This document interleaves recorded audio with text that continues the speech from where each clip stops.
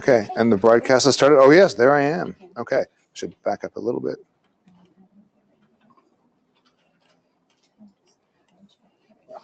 Okay, super. Welcome today. My name is Colin Furness, as it says on the title slide. I am an assistant professor here at the Faculty of Information. I'm kind of an odd duck because I spent much of my time in industry, although I did a PhD here a number of years ago, and ended up finding that it was kind of fun to teach on the side, and then getting sucked in more and more and more. And in fact, I've got the distinction, if it matters, of being this faculty's first teaching stream professor, which is to say, focus on teaching rather than on research. Every faculty member has to do both, so you don't get off the hook either way, but that's an emphasis for me. So I've taught information design here for a number of years. My area is the knowledge management, information management concentration. So if you're in KMIM or if you're in ARM, archives and records management, you'll probably have to put up with me in the fall term of your first year anyway. Come on in, I'm just getting started. So one thing about classes is it's one of these things where it's like, oh, could this just be over? It's boring, it's taking a long time. Classes can seem to be interminable, or the sort of the thing you dread. Just sort of going by the numbers, as you may know, you do 16 courses to get out of here. Each class will have somewhere between 24 and 36 hours of class time, say around 30. So you multiply that by 16, and you've got probably about 480 hours of classes in your master's. And that probably sounds like a lot. In actual fact, spread over 2 years, that's vanishingly small. Because if a work year is about 1,800 hours, you've got 3,600 hours to spend here getting stuff done, of which only less than 500 is actually spent in class. So my first message is class time is actually scarce. It's actually this precious thing. And for every hour in class, you would generally expect to be spending, probably about 3 hours to 4 hours doing reading and assignments and so on and so forth, just to give you an idea of the yardstick. So what I want to do today is give you a little bit of a sample of what a class could be like, depending on what it is you're interested in studying. So today's talk is information design, crimes and misdemeanors. It's not meant to be heavy, it's meant to be light. We all deal with information design in our lives, so I'm hoping that you'll be able to connect this to some of your just real experience in the world. There we go. So there's 3 things I want to do. I want to address this idea of, well, what is information design? And if we had longer, I would get you to pull out a pen and write down your own definition and kind of work on that a little bit first to say, well, what's our starting point? But we're a little short on time, so I will say just imagine in your mind, like, what is information design? What does that term mean? I ask you to do that because by the time we finish today and you say to yourself, oh, that was obvious, not so much so given maybe your starting point now. So just helping to anchor you with that. So I want to talk about what that is. I want to talk about what I call signage in the modern world. Like, what is it about information design that makes our environment probably a lot more stressful than it needs to be in many instances?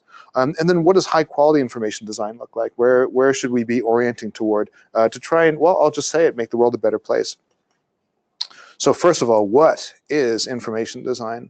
I call it a purposeful use of text and images, so both of those components, to convey meaning, often complex meaning, to convey ideas, to convey patterns, to show relationships. So pure text could be understood as information design, although it's not as interesting as information design that actually has more than one kind of element in it. And so here's an infographic. Where top 25 school grads go, right? So this is an example of information design, and it's actually quite interesting. We're not going to talk about it right now. We're going to come back to it a little bit later once I've given you a sense of, what makes something really useful or really not so useful.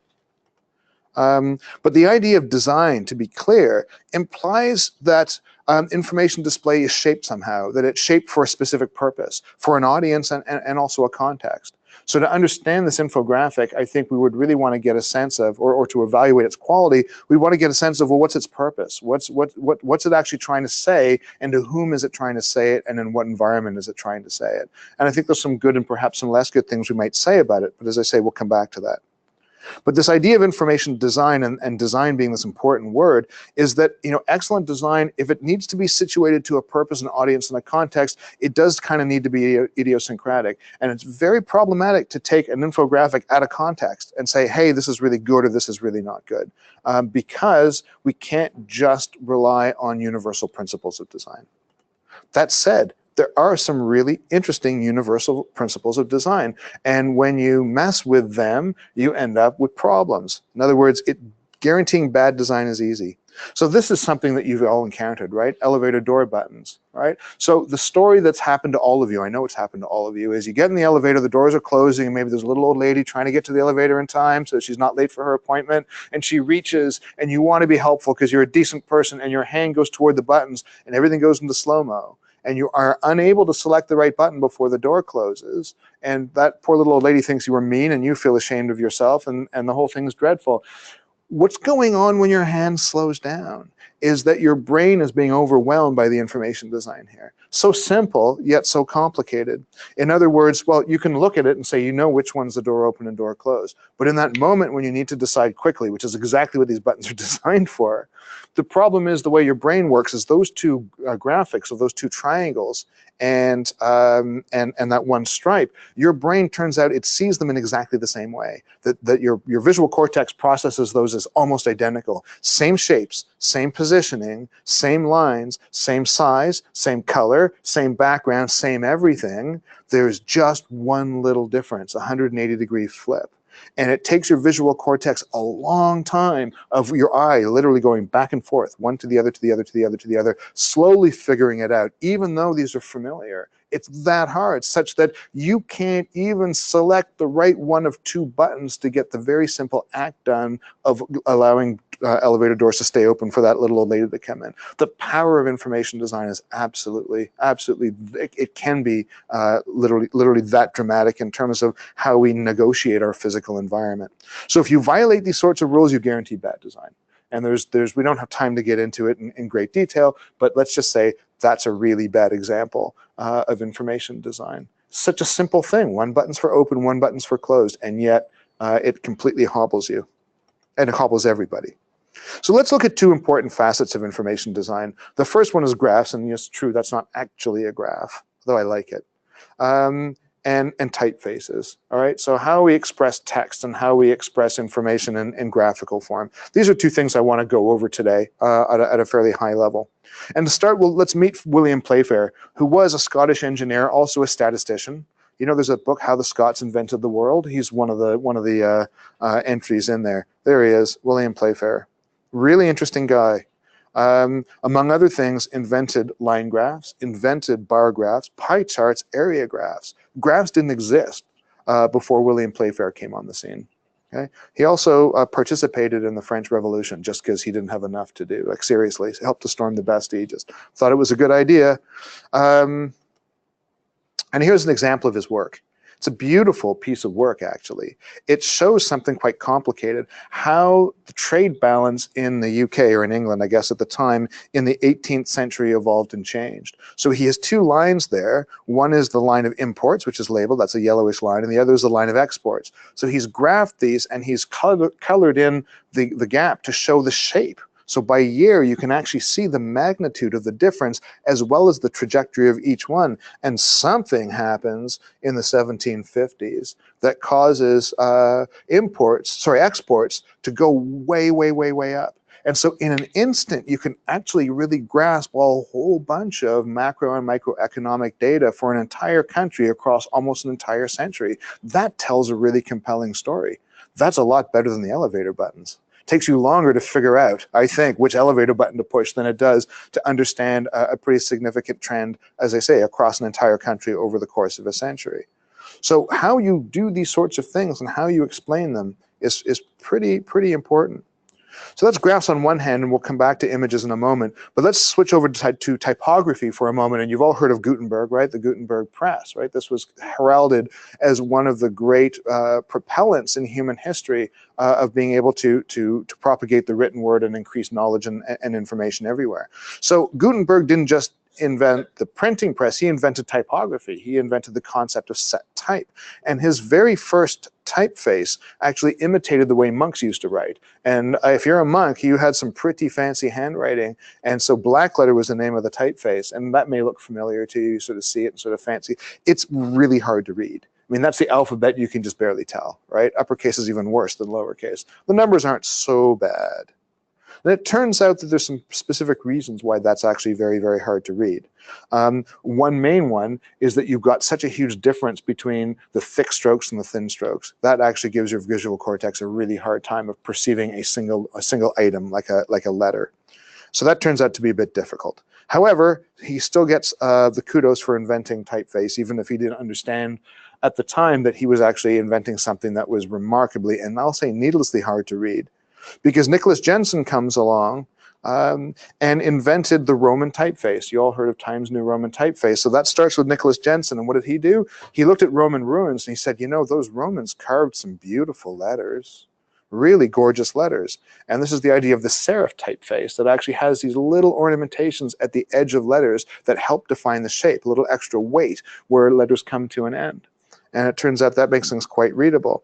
And so this new legibility, even if you don't think that's the most legible ever, it's sure a lot better than black letter. It meant that all of a sudden, the Roman typeface, it just became very popular across Europe. And this is actually where reading really takes off. It's not with the press. It's not with the black letter. It's when it becomes a lot easier to read. And then Aldius Munitius comes along. We don't know when he was born. But imagine your resume said things like you invented italics, or invented the semicolon, or created the appearance of the modern comma. So this guy did a lot. He did quite a lot of stuff, which is kind of neat. So he did a lot to advance typeface design. And then William Caslin came along a few centuries later and actually invented the sans serif font. So by serifs, as I say, we talk about those little ornamentations, and you're quite familiar with those. The sans serif font strips all that away. It makes letter forms a lot simpler. And not necessarily easier to read, by the way. They were not immediately popular. Sans serif fonts were originally called grotesque. So you could have regular, do you want regular or grotesque? To give you an idea of how it was taken from an aesthetic standpoint. And it turns out that in print, serif fonts are a little bit easier to read. On a computer screen, you're better off with sans serif because screens have a harder time with some of the fine resolution, although screen resolution is getting better now. It's a good rule of thumb to remember. So graphs and typefaces, right? We've looked at some how a graph can convey a lot of meaning, how typeface can do the same, obviously, and then we get things like this. We'll come back to that in just a moment. But first of all, I want to come back to this idea. I still haven't quite answered the question, I think, what is information design? Well, to me, it's two things. It's information visualization and textual displays added together. Oops, there we go. I don't know why it did that. And graphic design is information design and, my animation's doing something weird, branding and aesthetics. And that's a question this slide can take a while to kind of digest because for a lot of people, information design and graphic design are the same thing, but they're not. And one reason I can tell you they're not is that most graphic designers are not taught information design. So they're actually trained to make things look beautiful. And beauty is important, don't get me wrong. Aesthetics matter, they matter huge. But when they come at the cost of readability, and when they impair information design, then we have a problem. And my history is littered with violent confrontations with graphic designers around what the heck do they think they're doing. I try and be a bit more polite, but it is a problem. That's a huge problem. And so what I would say is that both textual displays, because graphic designers do not go to school to learn about text, by the way, they don't. And if information professionals don't do it, then no one's doing it. So they don't learn about text, they don't learn about information design. So you end up with a problem. You end up with impaired graphic design and impaired information design. And understanding this, just conceptually, that there are these different elements and this or dimensions and this is how they fit together, can really advance your sense of what is it you want to learn and what is it you need to learn in order to wrap your head around this idea of excellent information design. So Charles Menard, perhaps the best information designer of all time. That's kind of a big thing to say. And he lived a long time ago. He certainly didn't have Photoshop, let's just say. Why do I ascribe such a title to Charles Menard? Well, here's one example of his work. It's absolutely gorgeous. This guy had talent. I mean, there was no iSchools for him. He didn't go to school to learn this stuff. He figured this out. Obviously building on Playfair's work, but this happens to be a graph of cattle production in France. And so there's different kinds of cattle, and cattle are raised in different places. And so he managed to graph by all the geographic regions of France what different kind of cattle measured by or indicated by the color of the pie in the pie chart. The size of the pie chart indicates the amount of cattle. And so in an instant, you can see where cattle comes from in the country, where cattle doesn't come from in the country, how much, and how much of each variety. So again, you can understand something quite complicated very, very quickly when it's presented really well. But this is actually not his most impressive work. His most impressive work is absolutely mind-blowing. So there we are, a mixture of pie chart and map. Yeah, love that. Pie chart meets map. This is his most impressive thing. Now, this takes a little longer to wrap your head around, but the story it tells is astonishing. This is Napoleon's march to Moscow and his limp all the way back home. So the beige line starting in the west, and it is mapped in that you've got geography here, starts with the width of his army being that wide, right, which is numbered at 422,000. The number's there. It's hard to read on the screen. And as he marches, it gets thinner and thinner, and he sends one little arm off and another little arm off. And as it gets to Moscow, it gets thinner and thinner. Why? Well, because they're fighting. They're being picked off on the way. And then, of course, there's the cold and the starvation and the disease. They're stonewalled at Moscow, and black is the route they took home. And the line gets thinner and thinner and thinner. So of 422,000 who marched out of Paris, only 10,000 came back. And not only are the place names put there and the dates, but also the temperatures. And so there's a graph of temperature there. So you can see what happened to Napoleon and his army on all these dimensions. Geography, time, numbers, temperature. The entire tragic story is unfolded. This was a retirement project for him. Right? Once he'd had enough of working life. That's pretty awesome, right? I'd like to say that I've got lots of this sort of stuff in my portfolio, but you know what? I don't think I'm a Menard. I just don't think I am. But I can certainly appreciate what it is he's levering by being able to tell a story like this graphically. Pretty neat stuff. So let's go back to this graphic now, right? This is no Menard. I'll just say that right now, right? So what could we say about it? Again, there's context, and I'm not giving you that context about where this graphic came from and who it's meant to talk to. So before we even get to, is it tailored in a meaningful way for its audience, we can just look from a universal design standpoint at what some of the shortcomings are. And the first question I have might be, what are all these different shades? What is the meaning of the shades, right? They're all shades of one color. Does that mean gradation of something? Is it population density? It could be. Except if it were the population density, I might flip the two middle colors. Also, yeah, it could be population density. It's not told, right? So that's one little problem there. And how are those regions even defined? I don't see the Mississippi River, which is typically how you define east from west in the United States. Why aren't the arrows proportional in size? That 33% looks like by the time it feeds into that giant arrow pointing to California, it's way more than 33% of the width of that line, right? Look how Menard did that with Napoleon's army. The width of stuff actually matters. It can convey stuff, or it can actually in some way be misleading. What about actual population numbers? I mean, 33% are coming from the one spot in the US where pretty much no one lives. So is that like 10 people? I don't know. Is it 33% of the people who graduated from some school that might be in that region?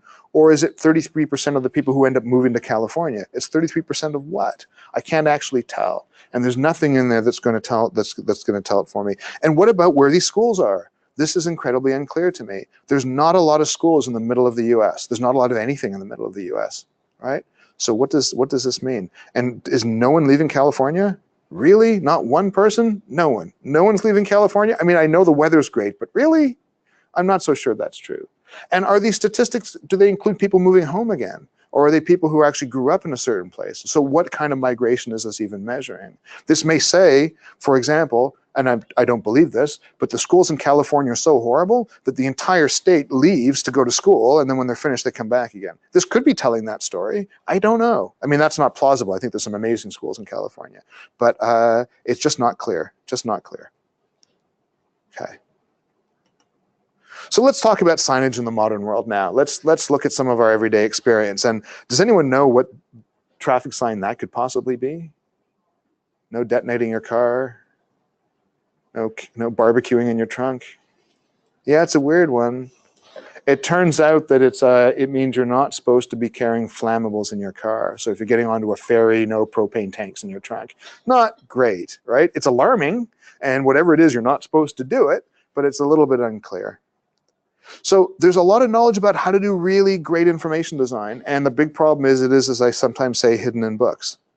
But there are three main scourges, three things to worry about, three things that make information design a big problem: ambiguity, redundancy, and information density. And I just want to look briefly at each one of these.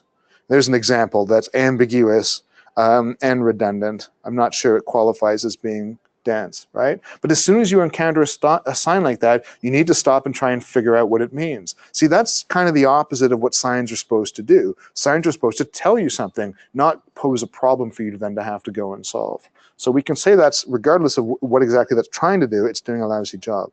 But I've got better pictures than that. So here's a couple. So ambiguity requires extra time to comprehend. So whenever you've got ambiguity in a sign, you know, these may be correct. I mean, the first one, the traffic sign, what it's really saying is, if you want to go to 202.35, turn right. And if you turn left, you're turning onto a one-way street. So it's sensible, but the problem is, it seems to be, you need to work that out, that these are in fact not in opposition to each other. So they could do it differently. The other one, Brussels 18, Brussels 22. So I've come to a T in the road, and clearly both roads end up curving back to the same place, one shorter than the other. Of course, that doesn't tell you about what's on the way, and it sort of makes you scratch your head and go, I wonder if one's a better road or not, or what have you. I mean, it's giving you an unfortunate choice to make. And this is my favorite one. I used to work at Hart House at U of T, and if you've never been to Hart House, go. It's one of the beautiful jewels of the University of Toronto. And it's a brilliant, gorgeous building. I worked there for a number of years.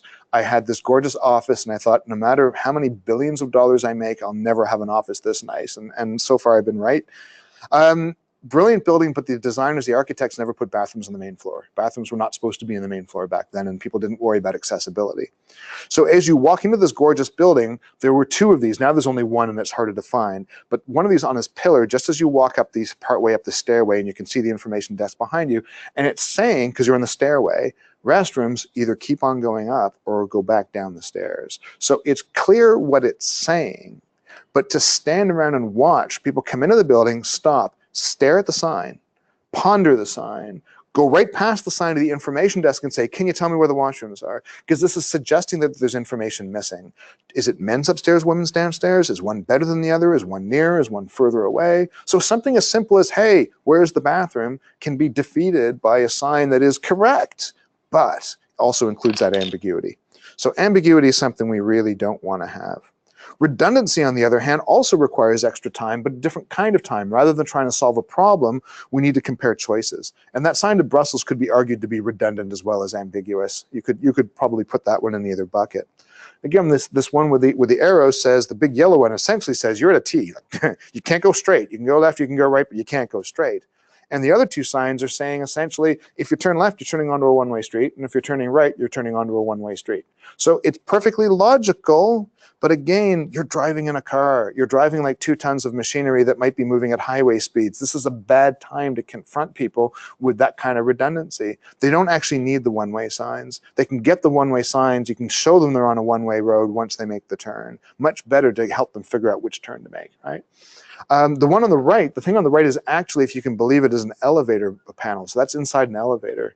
And I have this thing about elevators. You're only getting a hint of it now. Take a course with me and you'll really understand the full fury. So this is a touch screen in an elevator. And that strikes me as actually a potentially very good idea, because the context in which elevators happen, and whether an elevator serves people who go into it every day, or whether an elevator serves people who only ever go into it once or once in a while, like in a hospital or a museum where you're an occasional visitor, might want to provide very different wayfinding information. So the one on the right strikes me as like a really interesting use of technology, and then look what all the stuff they put on there, including that steak. Now, I like my steaks done rare, but my point of being in an elevator is not to stare at food, but to figure out where it is I'm going. And look at all the choices that are there. Not only that, if I even find the number pad, I also notice there's a number pad below. And that's actually the worst of the redundancy, because in an elevator, I'm actually used to a number pad, right?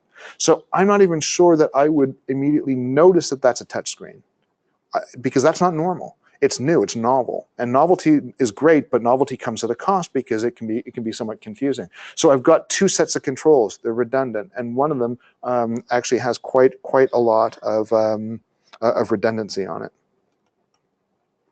Here's another example. This is my stove at home and my kettle. Why am I showing you this? Well, because there's information design here too. And the thing about stoves, and I despise stoves almost as much as I despise elevators. Why? Well, if you talk to the Ontario Fire Marshal, they'll tell you that the #1 cause for fires in Ontario, including fatal fires, are kitchen. The kitchen is the source of the fire. And so if we have an appliance whose job it is to shoot jets of burning gas into your place of residence, we would want information designed to support safety. Yet I'm fairly sure that most of you have burned a spoon or melted a cutting board or done something like that in the stove. It's almost universal. Same like the little old lady with the doors closed, right? You feel bad about that, you go home and then you end up melting your cutting board. Why? Because you turn on the wrong burner. But this is a problem. I mean, elevator doors closing are a nuisance. This is actually a lot more worrisome because if you turn on the wrong burner and then you aren't paying attention, well, this is where trouble starts. So why is this bad information design? I mean, you might look at this and say, well, look at all this redundancy. Isn't that fantastic? There's a little thing there that says power burner. So there's a thing telling me that's the power burner. So I can compare that to the size of the burner on the stove. There's the label that says rear. And then there's a little grid that says, oh, it's the back rear one, because that's the one that's lit up. So you might say, hey, look at this. This is great. This is fantastic. But all that's doing is taxing my time and attention. It's giving me a lot of data, but it's not actually helping me turn on the right control. So how could we fix this? Well, we can turn to Don Norman, whose book, The Design of Everyday Things, was a game changer for me. And if this stuff is turning your crank, I don't know how many of you are interested in UXD, but even if you aren't, if this stuff is turning your crank, it's a great book. Great book, The Design of Everyday Things. And he says, look, there's this thing called mapping. And if you look, my stove looks a lot like the upper left, where you've got 4 burners and you've got 4 controls, right? And you need instructions on which one maps to which one because there's no relation between them. The one in the upper right does a better job. It's now dividing the problem in 2, right? So actually my stove is a bit more like that one. Then though, look at the bottom left. I don't think you need any labels for the controls in the bottom left because they're arranged in the square just like the burners are. And it turns out that people never make mistakes doing that because you can see which burner you want and you can see which control you want. And in actual fact, you can get almost the same effect on the bottom right because the burners line up in a row. And so you can map it. You don't even need to map it perfectly in order to line them up. So I know which burner. I don't need a legend, let alone 3 different kinds of information, combination of text and graphics in order to do that. And that's my friend Norm's stove. So if you were about to say, I've never seen a stove like that, Norm's got one. So it's a bit of a hybrid, but it's more like the bottom left one, right? Where you've got the knobs are all in the center. So you also don't have to reach across a hot element in order to turn it on or off. That's kind of a nice touch too. And so that strikes me as a really safe stove. And sure enough, although the dials are all numbered, none of them actually has or requires all this extra signage to try and make up for the fact that the information design is really, really bad. So that's something that could make the world a lot safer. So it's fun to joke about elevators, and it's kind of fun to sort of think about, or funny on one hand to think about all the things that you've burned down in your kitchen. On the other hand, like it's kind of serious, right? And we've been designing stoves and elevators for a really long time. And if we had more time for me to really get on my soapbox, I would tell you the world doesn't make any sense if we've been designing these things for so long and yet we are still doing such a bad job. And I'll just point out that our brand new elevators, one's working, the other one's being inspected now, have exactly all the same problems as all the old elevators do, right? So newness or oldness has got nothing to do with it. We are continuing to put out really bad design. And if you go and look at appliance stores, you get very few choices that give you anything like a smart design for layout of controls, even though it doesn't cost anymore, right? The smart design doesn't cost anymore. It's not actually a luxury. It's a question of thoughtfulness. So information density, you've actually already seen some examples like that elevator panel, but things can get a bit ridiculous, right? I think you would you'd actually almost have to like diagram what's going on the right in terms of, can I park here? That's just a bit insane. I don't know how that happens, but that's a bit insane. The one on the left, gosh, if you're hitting a turn and it's really stressful, the one thing that's not telling you is which turn takes you in which direction. So you've got a lot of choices. You got a lot of density there. You got a lot of lanes and a lot of density, and still not all the information that you actually need. So I would make that sign a lot bigger so it's a bit less dense, and I would also add on destinations. So at least I could see, oh, that's the lane I want to be in, because this is telling you which lane, what happens to the lane you're in. It doesn't tell you which lane that you want to be in. And still, I would say. Just a little bit too dense. Sometimes we find the opposite problem, very rare, but when my 9-year-old was 4, he came to me in a really mature moment and he said, "Dad, I did something." He said, "Now don't freak out." He's 4. He says, "Don't freak out." So I'm thinking, no, this has got to be a good one, because he does all sorts of things where he's not nearly self-aware enough to realize how freaked out one ought to be. He hands me a bottle of Tylenol where he's taken the lid off. He says, "I opened this." And he had some sense he wasn't supposed to, but he's going to grow up to be an engineer. Everything gets in the hands, and anything he's not breaking, he's fixing. And I'm sure he's going to continue to do that. And so I looked at it dumbstruck, and I wondered, had we not put the lid back on? How did you do that? And he said, "Oh, there was a picture." he saw the picture. Of course, a kid's going to follow those directions. And it's ironic in a sense, because why do you think we actually have child-proof lids on things like Tylenol? Like, child-proof ought to be a bit of a hint there, but we've made that so easy, right? The intent, which is to obfuscate or make it harder to figure out what's going on, has actually been defeated by the clarity. So that's an unusual example. Typically, it's the other way around. I mean, that looks a little bit like if you've ever bought anything from IKEA and you're trying to put it together, you have like 20 of those sorts of pictures. And for the most part, you can get it done. It feels like it took 4 hours, and then you realize you could do the next one in like 10 minutes, because it's not hard. You just have to have had it. You just had to have suffered through it. And I think, honestly, the world would be a better place if IKEA produced directions that had some words. So the information design was imagery and words, and actually just coughed up to do it in more than one language, just to make it a bit more accessible. This is their thing, their trademark thing, that everything is pictographical, and that actually can be quite limiting. But as I say, sometimes it can even be too effective. So that was a very interesting lesson for me. So without a shred of context, you can tell where we are right now, right? I've just transported us to a very important kind of infrastructure. And not only that, I don't even need to give you any context to tell you what these signs are indicating. These signs are beautiful. And if you want to see good information design hang out at airports, not every sign at all airports everywhere, but airports by and large have done a good job, sometimes an amazing job. And what's interesting about this is we can't do buttons that make elevator doors appear to open and close in a way that's sensible and meaningful, but we can convey really abstract stuff like departure and arrival like that.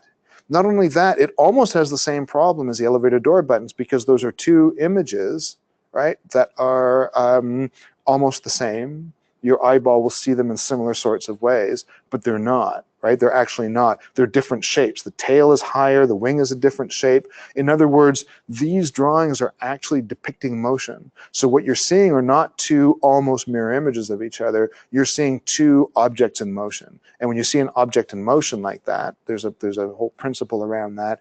It makes it very easy to pick out from its background. So this concept of arrivals and departures, airports may be dreadful places, but what's not happening is people are not going to the wrong place. They're actually definitely finding their way to the right floor in the terminal. So that's an example of what information design could be and could do. So that's a kind of a nice segue into just the last bit of what I wanted to talk about today, which is high quality information design. How can we make stuff good? So remember this, information design is information visualization and textual displays. And I want to take us to Edward Tufte, and he's a guy who you should read if you're interested in this stuff. He's the modern day father of information visualization. So I think he goes right up there with Playfair and Menard, but he's still around. He's a professor emeritus at Yale, so that means he's retired, but they still give him library access and brag about having him on faculty. He's a statistician. So he's a numbers guy, and his big flagship book is called The Visual Display of Quantitative Information. And it's a beautiful book. He's got 3. That's the flagship one. He has many principles, and we could talk about them for many hours. There's just 2 I want to mention because I think they relate a little bit to the stuff that we've looked at. One is called graphical integrity. So how much exaggerating you're doing, and in the age of fake news, I think this is particularly important or poignant to think about. And the other is data Inc. how much ink is going into describing information. And I come from a school of design, and it's really Tufte inspired, that says every pixel matters. If you're doing an information display, every pixel matters. And if any pixel, if any single dot of ink is not actively helping, then it's actively interfering. That's an important principle, and it's Tufte. I consult with a lot of our co-op students on resume design. I sit down with quite a few of them, and with almost every case, it's like, let's take out the red pen and let's see what pixels can we get rid of, right? So I see you did your BA from 2012 to 2016.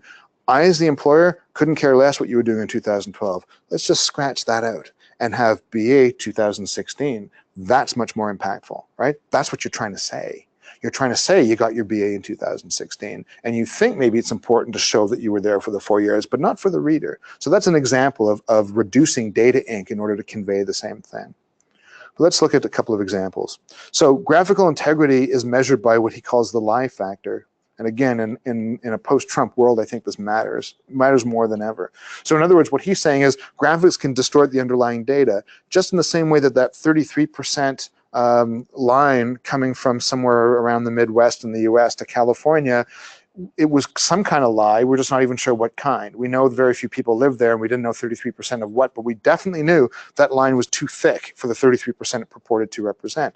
Here, this is an infographic from the Washington Post from a number of years ago, where it talks about the declining value of the US dollar. So it's an infographic about inflation. And what it's saying is the 1978 dollar is only worth 44 cents of the 1958 Eisenhower dollar. And what that means from Tufte's eye is that bottom dollar bill should be 44% the size of the top one, because if you're showing this graphically, you've got an ethical obligation to do it in a way that's meaningful. But in actual fact, it's more like 25% the size. So it's an exaggeration. And so the lie factor is the size of the effect as drawn versus the size of the effect, or as a ratio to the size of the effect in the data itself. And so if it were 1-to-1, if the size of the effect in the image were the same magnitude as the size of the effect in the data, the ratio would be 1-to-1. 1-to-1 would mean that it's being truthful, it's being honest. This has a lie factor of 2. That's pretty whopping, right? That's a factor of 2 exaggeration. Right? He calls it the lie factor, which is a bit blunt. But as I say, in this day and age, I think it makes a lot of sense to hold information designers accountable for the meaning that they put into data. And if you look at newspapers, when you start to develop an eye for this, the infographics you see in newspapers sometimes are very disturbing to me, because they are exaggerating, perhaps through ignorance, perhaps not. I won't speculate on the motives, but they're misleading. Very often they're misleading. The way axes are numbered on graphs, for example. So it's something that you can really start to pay attention to with a critical eye, a critical perspective. What's the integrity look like?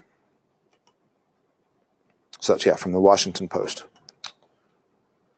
Here's a Tufte example. I showed you this already, and I said we'll come back to this big ugly graph. What is it? So percent critical articles is what it says on the y-axis. And on the x-axis, issue areas. And so this is it's a media content analysis. They were looking at the content of newspaper articles in a period of time, how many were negative and what they were about. And so you have this legend of this bar graph. And so some are about inflation, unemployment, shortages, race, crime, government power, confidence, Watergate in particular, so this is 70s, and competence. And I'm not sure what they mean by competence. And so they've used short forms for that. And this is an example in Tufte's book of how not to do an infographic, that this takes a long time to pore over and doesn't actually convey nearly what it could convey. So what did he do? Well, Tufte said, people pulled out his pen and said, I'm going to redraw this. And you might be surprised by what he did. He decided that this actually shouldn't even be graphed. He provided a very simple, minimalist table where enough words are there so you understand what each one's about, and the number of articles and the percent of articles with negative criticism of the specific person or policy. So he's using the headers as an opportunity to explain the data, not just what it is, but to give it a little bit of context. So he's using a lot of words here. The idea that a picture is worth 1,000 words isn't always true. In this case, it would seem to be, words are worth 1,000 pictures, right? He's able to really, really convey that well. And so this idea of really good information design is pretty hard to reduce to rules that say, oh, always draw a picture's better. Well, some of the time, not all the time. I mean, look at Menard's pictures of Napoleon's March or of cattle production in France. That's pretty amazing. Part of it is, of course, the legend, though. It's part of it is how the descriptors, how the legend is provided, how the interpretation is facilitated. But if you have any doubt, Tufte is absolutely the guy to read. And his big point here around data ink, of course, is that if you could actually weigh the ink, there's so much more ink in that lower right than there is here, so much more, and yet conveys so much less. So this is right at that core of effective resume writing, where you want your resume like this. Not that anyone's ever tried to make one like that. Even the horizontal rules, he doesn't have grid lines all over the place, right? You don't need them. You can sometimes, if you've got a lot of text, do shading of alternate rows just to help guide the eye as it runs across a row, but very, very few lines, very minimalist lines, as few as possible. So it is quite elegant. All right. And I also want to talk about reading research in terms of high quality information design. Again, this is something that graphic designers don't learn. So if information professionals don't learn it, if UXD people don't learn it, then who's going to do it? That's to me personally quite worrisome. So Miles Tinker had an incredibly long career, a ridiculously long career. He started publishing in the 1920s, and he was going all the way to the mid-70s. Quite remarkable. So he has two big books, Bases for Effective Reading and the Legibility of Print. He did all the fundamental research, all the foundational research around what's the right size, what's the right contrast, what's the right column width, what's the right spacing between lines, how do you optimize reading? That's so important. It's massively important foundational work. So color, kerning is the space between letters, leading is the space between lines, column width, typeface, and so on and so forth. And one of the great ironies, of course, is that all of his work is in fact out of print, right? It isn't studied much, which I think is a real problem, and something that I try and prod graphic designers with whenever possible. So some of his key findings, just so you have an idea of Tinker and his place in all of this. So don't use all caps. And I know that's really counterintuitive because you use all capital letters when you're trying to draw attention to something. Well, here's the thing. One of his earlier discoveries is that when we read, and you can see it in kids, once you know what to look for, you recognize the entire word. You don't put the letters together, you see the entire word. And word shape is partly constructed by all the sticks that stick up and stick down. And when you're in all caps, you're depriving your eyeball and your vast visual cortex of all of those cues because there's no stick sticking up and sticking down. Right?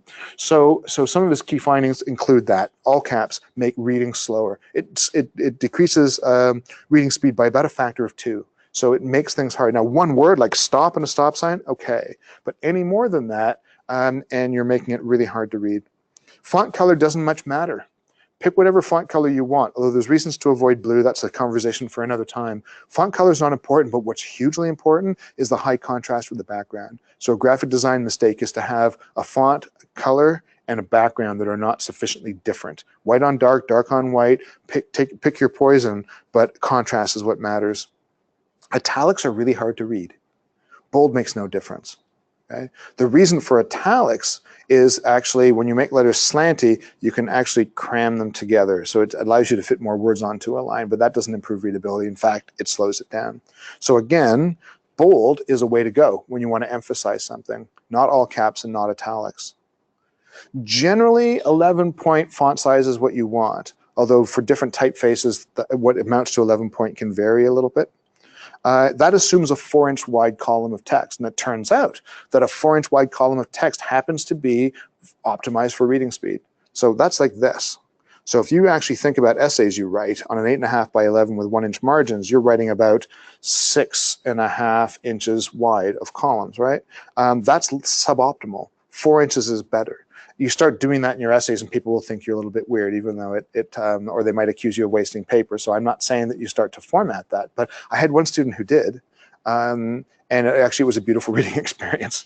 And there's a reason why that's a beautiful reading experience, because white space improves reading performance. And that's one of these other things. And funnily enough, it doesn't actually matter so much how you distribute it, whether it's evenly all the way around the outside or whether some margins are bigger than others.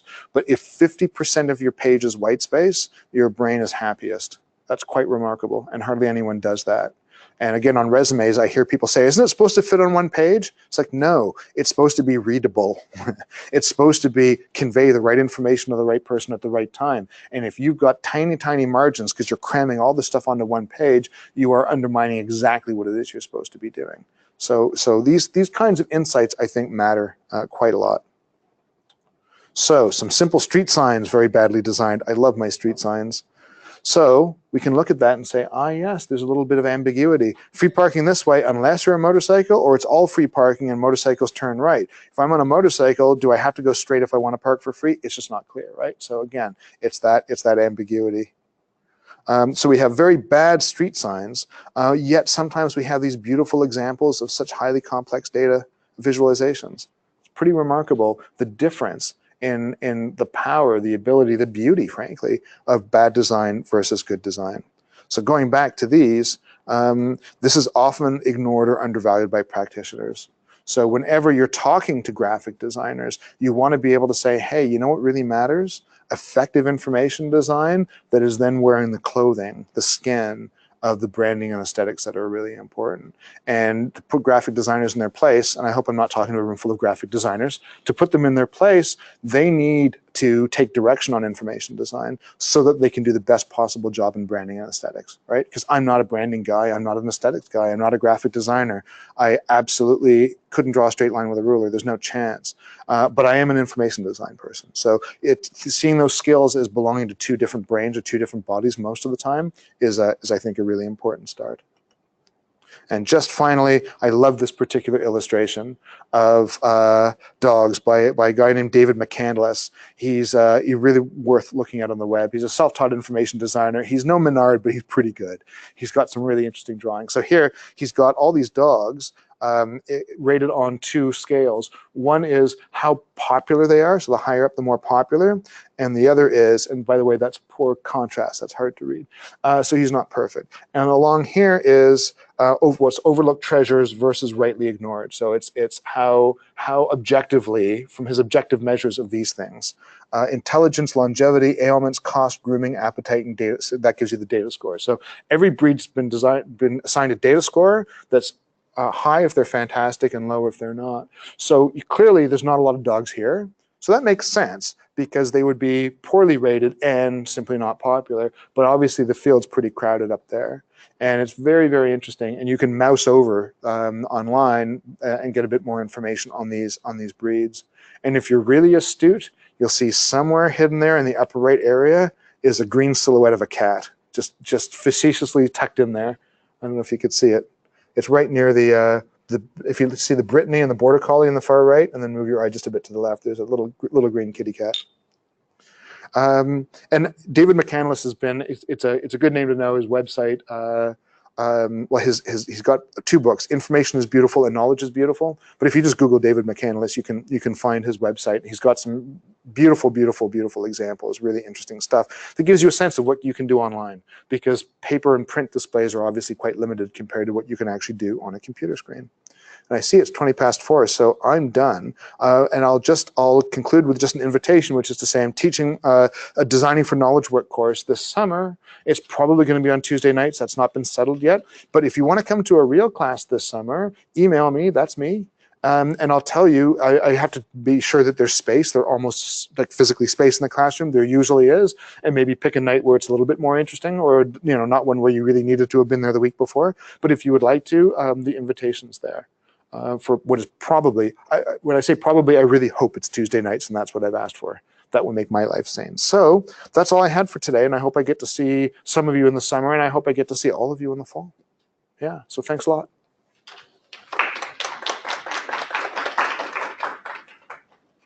And I have no idea how to turn this off. Let's see. Okay, I'll just smile into the camera because people online are still watching me. Yes. That's okay. There were 12 people watching you today. Well, at least they started watching. What they're doing now, we don't know. Yeah, they still are. Thank you very, very much. My pleasure. And you guys are off to Fisher next? Yes. So we're just going to meet out in the lobby. Rachel, who is our student ambassador, is going to take you down to the Thomas Fisher Rare Book Library, and you'll meet with BJ down there. I'll show you around. And then you'll come back to the lobby and we're gonna do, if you haven't noticed, a St. Patrick's Day themed scavenger hunt. Awesome.